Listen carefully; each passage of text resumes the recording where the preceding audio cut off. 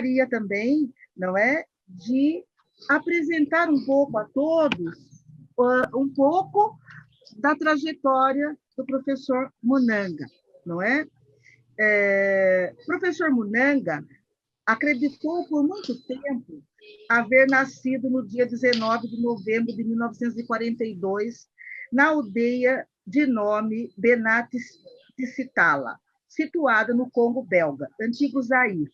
Entretanto, em 2001, tomou conhecimento que a verdadeira data era 22 de junho de 1940. Seu irmão mais velho alterou a data de seu nascimento para que ele pudesse estudar. Filho de Ulanga Kalama e Mawaza Wabia. Aos 6 meses, ficou órfão de pai. Mawaza, sua mãe, nasceu na cidade de Bukawa, Mulamba, em data desconhecida, porque, à época, não havia cartório próximo de sua aldeia. A compreensão da exploração e da violência colonial tomou lugar apenas por volta dos anos de 1956, na escola secundária. Ao acessar as informações das questões que estavam acontecendo no mundo em prol da libertação de outras nações africanas. Kabengele vai para a Universidade Oficial do Congo e escolhe a antropologia. Nesta instituição se formou em 1969, sendo também seu primeiro local de trabalho como professor no Departamento de Antropologia e Linguística Africanas. No mesmo ano, ganha uma bolsa de estudo para a Bélgica, dando início ao seu doutorado. Após 3 anos na Bélgica, teve que voltar a seu país, em 1971. Mas o Congo não era mais o Congo, era a República do Zaire, uma ditadura militar. Diante da situação política da República do Congo, não consegue retornar à Bélgica para finalizar seu doutoramento. Porém, em 1974, o professor Fernando Mourão foi visitar o Zaire, fazendo uma conferência intitulada As Sobrevivências Culturais Africanas no Brasil. Na ocasião, formou-se um convênio de cooperação técnica entre a USP e a Universidade Nacional do Zaire. O professor Mourão, sabendo das dificuldades impostas ao professor Munanga no antigo Zaire, o convidou para finalizar seu doutoramento na USP. Assim, em 18 de julho de 1975, coloca os pés, pela primeira vez em solo brasileiro, o professor Kabengele Munanga. Kabengele Munanga, como Eduardo Said, Frantz Fanon, entre outros, sofreram as devastações do imperialismo e do colonialismo. Ao desafiar a autoridade, a procedência e as instituições das ciências que o representava para a Europa, também compreenderam a si mesmo como algo mais do que essa ciência dissera que eles eram.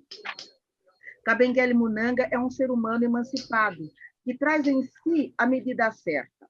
Ele tem nos ensinado a simplicidade e a competência. Não o bastante, são essas virtudes que lhe propicia ser um erudito engajado e com a coragem de pensar o mundo por si mesmo. Acredito que a temática das ações afirmativas apareça em suas produções, principalmente na específica sobre educação, e bem como nas várias entrevistas. Em comum, as suas produções dão ênfase à denúncia do mito da democracia racial e convocam a sociedade e o Estado brasileiro a reconhecer o racismo reinante no país. Kabengele, em seus artigos, reporta sempre a história da população negra e revela que a referida história concentra especificidades econômicas e políticas que oferecem pistas sobre como ela foi empurrada para a base da pirâmide social brasileira. Kabengele Munanga, passado por 3 continentes, teve que se adaptar ao individualismo europeu e latino-americano. Oriundo de uma cultura delicada e altruísta, como a vivida nas aldeias africanas, da qual, atualmente, de forma geral, busca-se uma aproximação no Brasil com a tradução do conceito da palavra Ubuntu. Nesse sentido, ele tem nos ensinado, com a sua generosidade e delicadeza, a sermos mais virtuosos, cultivando a amorosidade e a gratidão, bem como do cuidado que devemos dispensar aos nossos irmãos negros e brancos. Said afirma que o exilado não poderá ficar à margem, afagando uma ferida, pois com certeza haverá muita coisa a aprender e a fazer na sociedade hospedeira.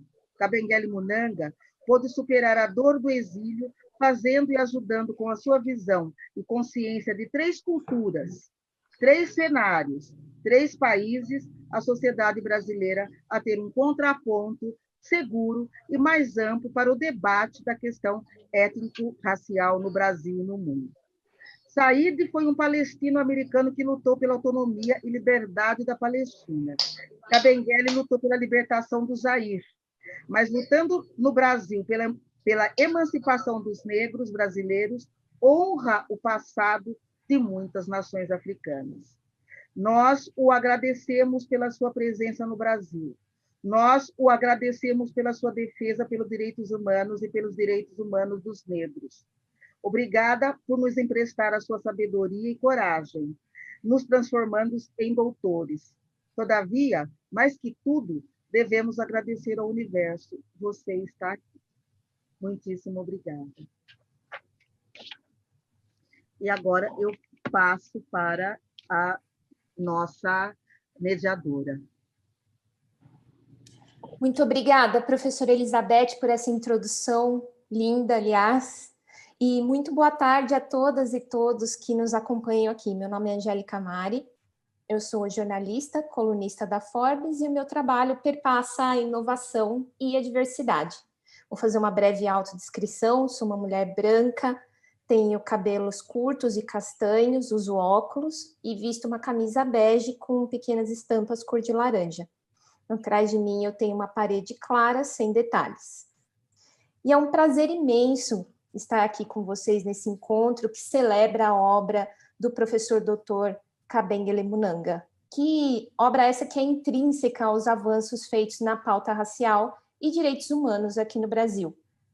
E esse evento acontece no contexto de uma semana importantíssima para o debate público neste campo, que culmina no Dia da Consciência Negra, 20 de novembro. 20 de novembro é uma data a ser discutida por toda a sociedade, porque a consciência humana ainda é tangenciada pelo classismo, pelo racismo e pelo sexismo. 20 de novembro também é uma oportunidade para que a gente possa parar e pensar num projeto de sociedade inclusivo e que contemple as diversidades étnico-raciais. O caminho pactuado pelos movimentos negros, pelos grupos antirracistas e pelo Estado brasileiro foi a implementação das políticas de ações afirmativas.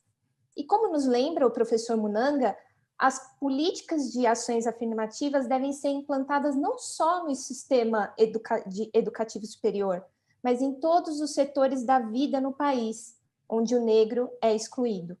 Portanto, nesse evento, o nosso objetivo é elucidar as contribuições do professor Munanga no combate ao racismo estrutural e as suas consequências nos diversos espaços sociais, mas, sobretudo, nas áreas de educação e do trabalho. Nós também vamos aproveitar para questionar que lugar ocupam os negros e negras nas grandes corporações. Nós sabemos que, infelizmente, ainda nos dias de hoje, mesmo sendo 56% da população no Brasil, menos de 5% dos cargos executivos são ocupados por pessoas negras, conforme dados do Instituto Ethos. É um círculo vicioso. Quanto menos pessoas negras em cargos de liderança, menor é a quantidade de profissionais negros em ascensão nas empresas. E mesmo quando eles passam em processos seletivos, negros ganham em média 42,5% menos que os brancos. Diante de todos esses fatos lamentáveis, perguntamos à trajetória e aos escritos do professor Munanga o que fazer para superar essas barreiras. Além disso, nós também estamos perguntando à sociedade de forma mais ampla: o que nós vamos fazer diante dessas iniquidades? Como as empresas estão desenvolvendo seu quadro de funcionários? Quais são as suas ideias e a estratégia para aumentar a representatividade racial na prática, além do discurso?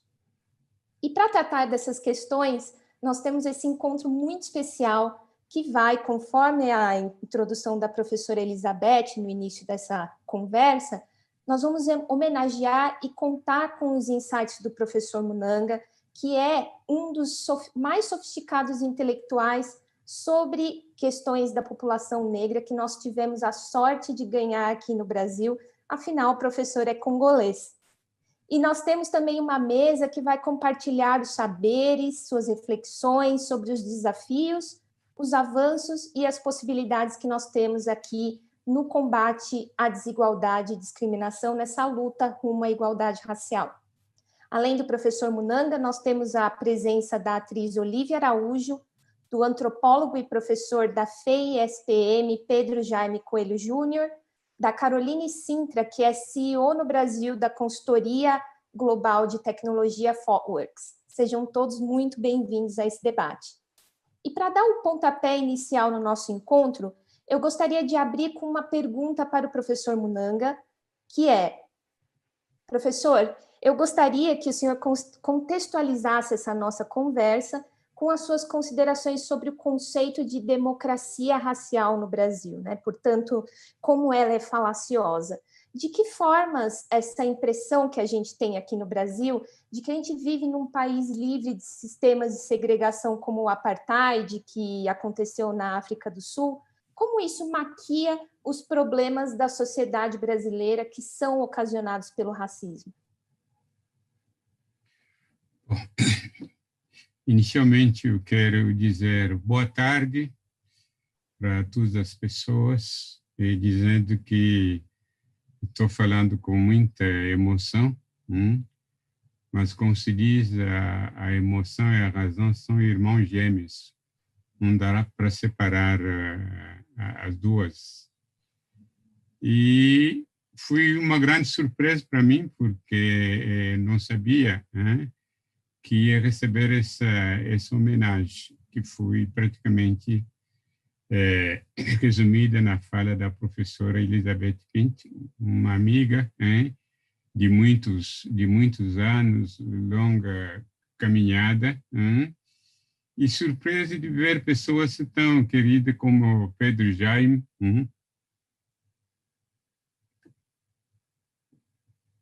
desculpa a emoção, que às vezes considera ele como se fosse um filho. Um filho intelectual. Tudo que foi dito até agora, para mim, na realidade, é uma grande surpresa, por isso que tenho até dificuldade para poder falar, mas vou fazer um esforço, agradecendo, evidentemente, o convite, essa grande homenagem, cumprimentado Otávio, que, através da professora Elizabeth, entrou em contato comigo para me convencer, porque eu estava realmente resistindo, porque não costumo me promover, tudo que eu escrevi, não esperava reconhecimento, simplesmente a consciência fala, quando você trabalha numa sociedade como intelectual, tem que ter consciência dos problemas da sociedade para fazer uma ciência que tem a ver com os problemas da sociedade, para não fazer uma espécie de ciência que é uma contemplação individual, que você fica se contemplando porque você escreveu tantos livros, às vezes que ninguém leu. Isso não era a minha preocupação. Mesmo assim, não esperava esse reconhecimento. Já recebi vários prêmios, e ultimamente eu recebi a medalha Henrique Pinto da antropologia. Não esperava que a antropologia brasileira fosse me dar uma medalha, porque eu tive crítica muito séria quando se começou a trabalhar a questão das políticas afirmativas, o que me fez até sair da Associação Brasileira de Antropologia, de ANPOX e de outras associações, porque essa sociedade não se colocava devidamente sobre uma questão importante como a questão da inclusão do negro na sociedade brasileira, não apenas do negro, também dos povos indígenas, né, e das mulheres e de outros excluídos. Bom, Elizabeth contou um pouquinho a minha viagem no tempo e no espaço, como cheguei aqui. E quando cheguei aqui em 1975, eu não sabia que ia encontrar um país onde existia racismo, porque a ideia que eu tinha do Brasil, através do futebol, da imagem do Pelé, do carnaval, era um país onde negro e branco vivia harmoniosamente junto, como eram vistos no carnaval e no futebol. Mas foi quando cheguei aqui, primeiros meses, que eu já me dei conta que realmente aquela ideia que passava pelo mito de democracia racial não condizia com as realidades brasileiras. Comecei, como todos os intelectuais, através de algumas aulas, de algumas leituras na Universidade de São Paulo, de me inteirar da questão da discriminação racial no Brasil, chegando a entender também, aí retomo a questão da Angélica, do famoso mito de democracia racial. A ideia de que o Brasil é um paraíso racial, negros, brancos e não brancos convivem harmoniosamente, sem preconceito, sem discriminação, sem racismo enquanto ideologia.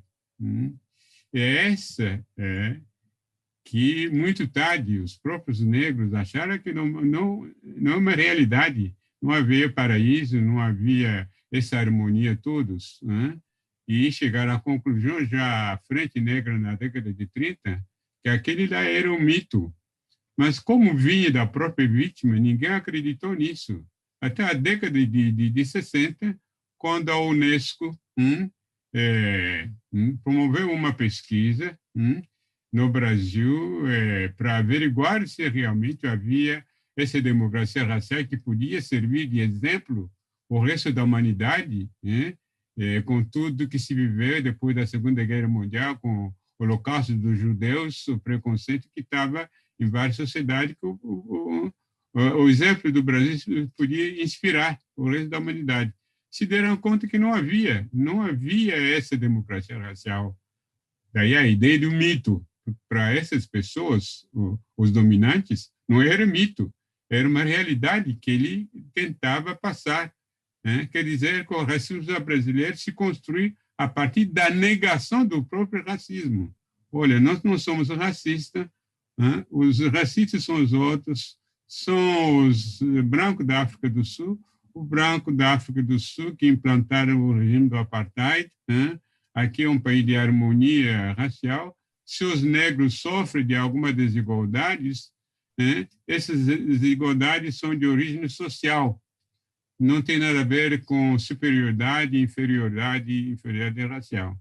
E esse mito prejudicou a luta de inclusão da população negra na sociedade. Como você ia trabalhar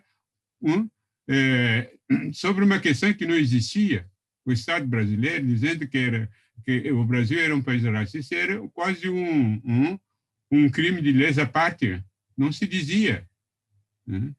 Então, isso levou tempo, apesar da colocação do movimento negro a partir da década de 30, depois pesquisa que vem da academia, essa questão não era divulgada, não era difundida na sociedade brasileira.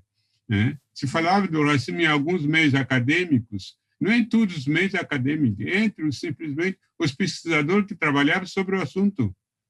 Para a Universidade de São Paulo, onde eu fui o primeiro negro professor na maior faculdade da USP, a Faculdade de Filosofia, Letras e Ciências Humanas, eu vi que, fora a obra de Florestan Fernandes, João Batista Borges Pereira, que trabalhava sobre essa questão, o resto de colegas aqui não estava nem aí.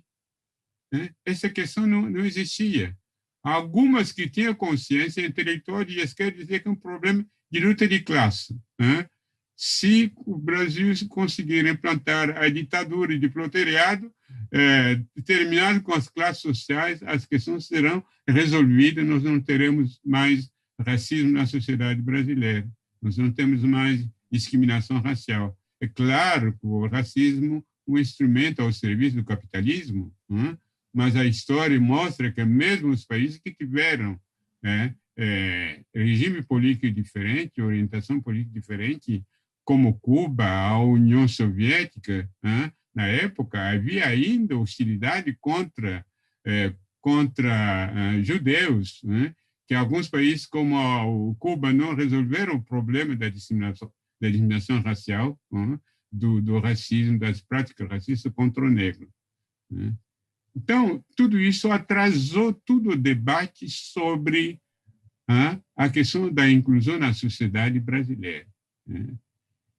E tiveram que justificar que é um país de democracia racial, porque é um país o mais mestiçado, prova de que os portugueses não eram racistas, porque se cruzaram com mulheres brancas, indígenas, e que o sincretismo cultural, religioso, olha, as religiões naturais de matriz africana já são nossas, tem brancos, a cultura africana já é nossa, o samba é nosso, música culinária já é nossa, nós não somos racistas. Então, produziram tudo isso justamente para negar que há racismo na sociedade brasileira. Então, não dava como enfrentar isso, por causa do mito.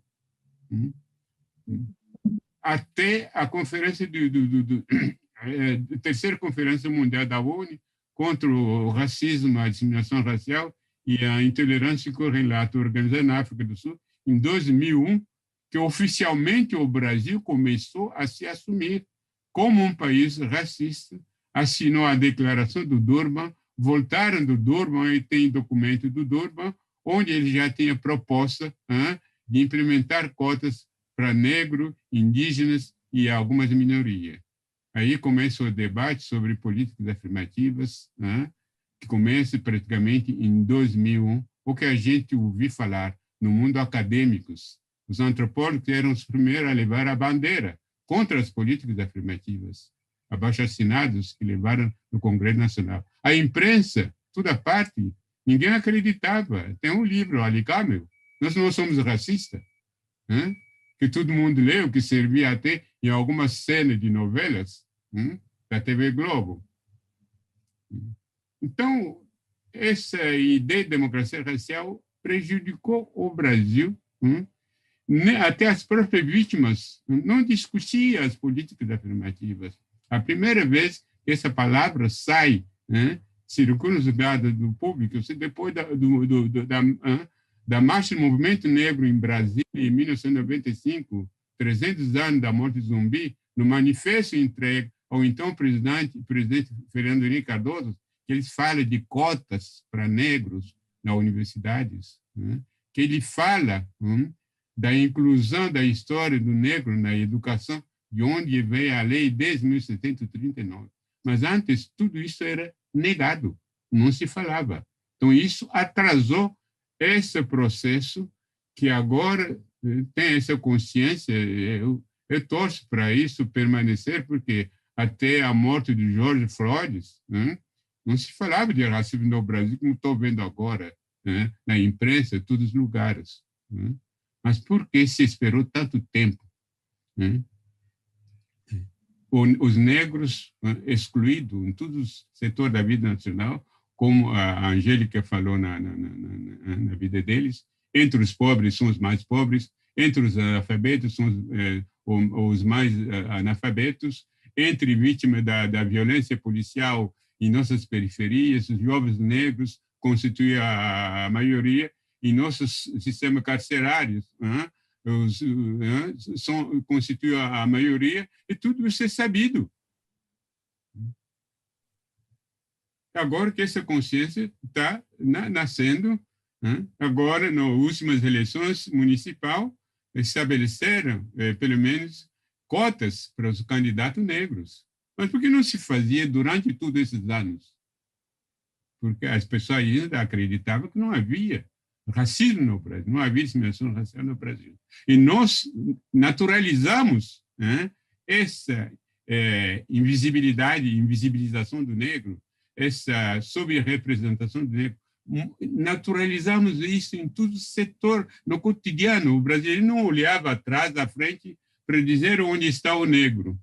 É por isso que eu costumo dizer, se você partir dos casos individuais de alguns negros que ascenderam na vida, como é meu caso, o caso da professora Elizabeth, ou da própria Valdirene, ou do Olívia, você vai banalizar a questão do racismo. Mas então, o problema do mérito. Você lutou, chegou lá. Não é por aí. Né? Tem que olhar onde estão os negros, onde estão os quase 52%, 54% da população brasileira na sociedade. Quer dizer, há um problema na sociedade. Como resolver esse problema? É aí que está o desafio, que é um dos temas que você vai colocar.